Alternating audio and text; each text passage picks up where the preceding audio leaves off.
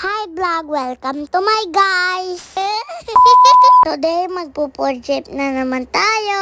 Ngayong araw nga ng linggo, pupunta tayo sa Quiapo. Hindi lang magpo-food trip ha. Siyempre magsisimba tayo.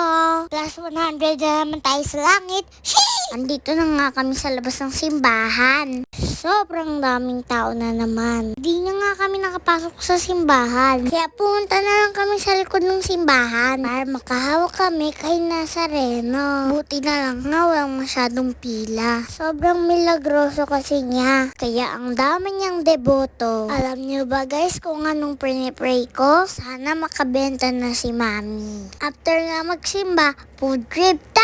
Grabe guys, ang dami na talaga makikitang pagkain. Pero ang titikman natin ngayon, ang dragon fruit shake. Ito nga yung nakikita natin sikat na sikat sa social media. Siyempre di natin palalampasan, titikim din tayo. Ang dami nga bumibili pero mabilis naman ang serving. Di nauubusan ng mga bumibili, grabe. Meron nga silang dragon fruit juice, organic juice, at dragon fruit shake. Umorder nga kami ng dalawang shake at isang dragon fruit juice. Ayan, ready nga ni Kuya yung order namin. Itsura pa lang nakakatakam na. Para siyang scramble pag tinignan mo. Shoutout kay Kuya na pumost pa sa aming camera. May nilalagay din silang condensed milk sa ibabaw. At ayan na rin yung dragon fruit juice namin. At naka-gloves si Kuya ha. Eto na, tikiman time na.